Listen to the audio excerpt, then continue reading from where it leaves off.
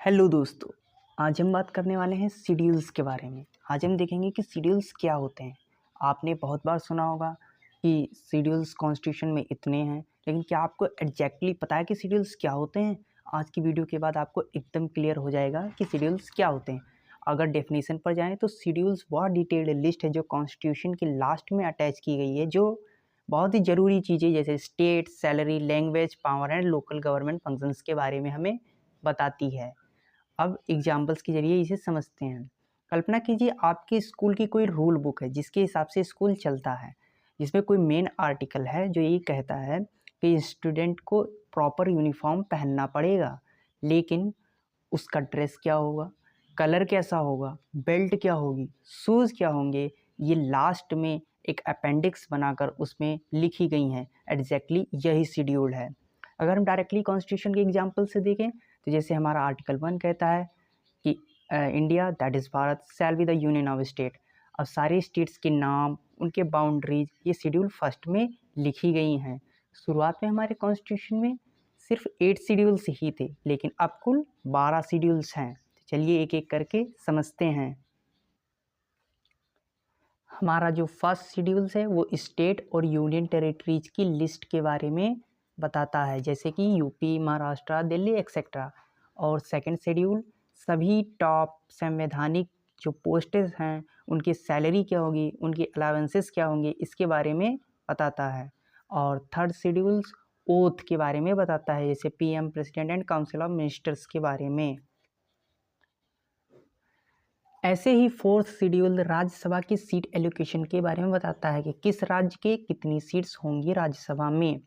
और fifth schedule schedules areas और tribal administration से डील करता है, उनके लैंड और कल्चर को प्रोटेक्ट करने के लिए। सिक्स शेड्यूल्स नॉर्थ ईस्ट के ट्राइबल एरियाज के लिए स्पेशल ऑटोनोमस काउंसिल की बात करता है, जिसमें कुल सिर्फ 4 राज्य हैं।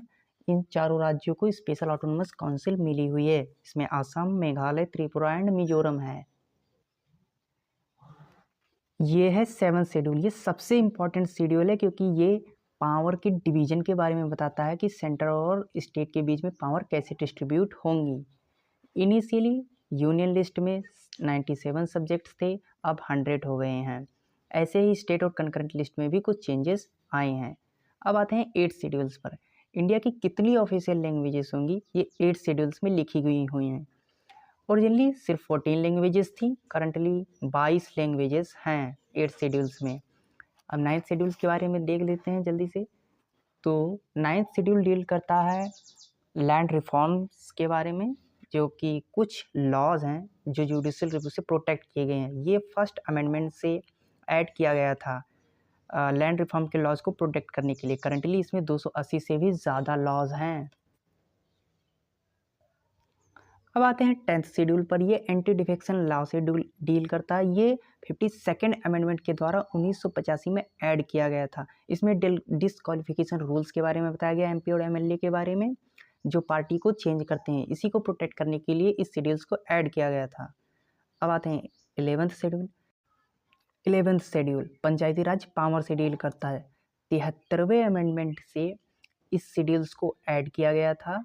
इसमें कुछ पावर्स दी गई थी विलेजेस को, जैसे कि 29 सब्जेक्ट्स इसमें हैं, agriculture, drinking water, roads etcetera, इस सबसे रिलेटेड। और उसी समय पर 12th शेड्यूल भी ऐड किया गया, जो कि म्यूनिसिपैलिटीज़ को पावर्स देता है। ये 74th अमेंडमेंट के तहत आया था 1992 में, लेकिन यह लागू हुआ 1993 में।